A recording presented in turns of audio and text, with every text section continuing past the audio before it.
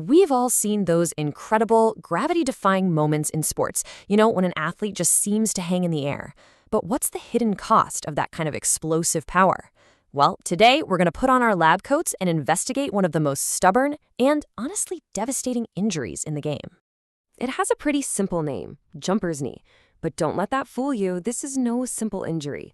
This is the one that sidelines stars, that drains performance, and for a lot of athletes, it can be the final whistle on a really promising career.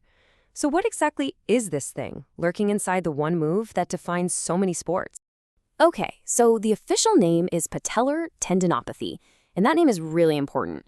See, for years, everyone just called it tendinitis, thinking it was simple inflammation. But science has shown us that's not really the whole picture. It's a tendinopathy, which means it's an actual degeneration of the tendon itself.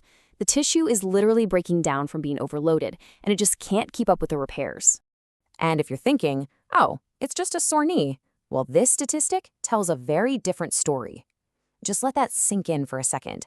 More than half of elite athletes with this condition had to end their careers because of it. We're not talking about missing a few games here. We're talking about the entire professional life of an athlete. The stakes really could not be higher.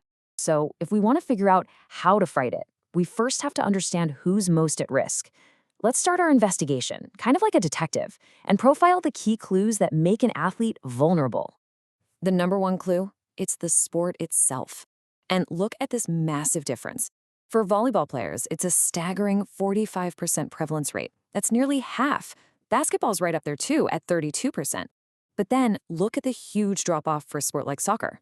It's a crystal-clear fingerprint left by the main culprit, constant explosive jumping. But it's not just which sport you play. Other patterns start to pop up. For one, men are more than twice as likely to develop it. Your training volume is a huge deal. Go over 12 hours a week, and your risk shoots up. And get this, even the ground beneath your feet matters. Playing on concrete nearly doubles the prevalence. And finally, it comes down to how you move. A stiffer landing just hammers all that force right into the tendon. Okay, so risk factors get us part of the way there. But to really crack this case, we have to go deeper. We need to analyze the crime itself, the exact biomechanics happening at the moment of takeoff. Which raises a pretty big question, right? How on earth do you measure forces that are invisible to the naked eye, happening in a split second, inside an athlete's body? Well, you use some seriously cool technology. As you can see here, researchers basically built a perfect 3D digital twin of an athlete's leg using scans. Then they use motion capture to record the movement of real jumps and apply that motion to the digital model. This lets them run these powerful simulations to see the exact stress on every single part of the knee. And after all of that incredibly complex work, their findings basically boil down to one single powerful number: 3.29. So what does that number mean? It means 3.29 times an athlete's own body weight is being converted into pure force, all focused on that one little tendon during a single takeoff. Think about that. Every time they jump, they're loading that tissue with over 3 times their own body mass. Now, repeat that thousands and thousands of times, you've got the perfect recipe for degeneration. So we've seen how the injury happens. Now let's look at the aftermath. How did doctors actually peek inside the knee to confirm the damage is there? This gives us a great look at what the doctors see. Over on the left, that's an ultrasound. They're looking for that dark area, which signals tendon breakdown. The color bits show something called neovascularization. Basically, new faulty blood vessels are growing in there. Then on the right, the MRI shows these bright white spots, another clear sign of tissue damage. You put these two images together, and you've got your diagnosis. So once the damage is confirmed, we get to the all-important question, what's the fix? Let's walk through the paths to recovery for these athletes.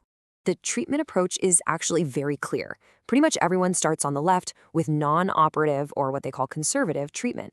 This is your first line of defense. Physical therapy, maybe some injections. It's only if an athlete tries all of that for about 6 months and still isn't getting better that doctors even start to consider going down the path on the right, surgery.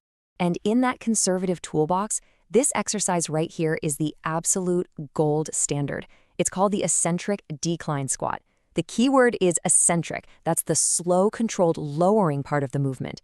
Doing this on a slant board is just incredibly effective at putting a very specific therapeutic load on that tendon, which actually encourages it to heal and rebuild itself.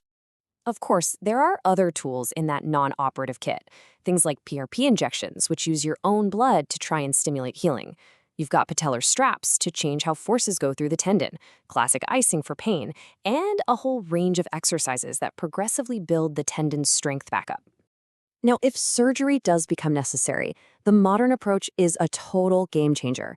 Arthroscopic surgery, where they use a tiny camera and small incisions, is way less invasive, and the data shows exactly why it's the preferred way to go.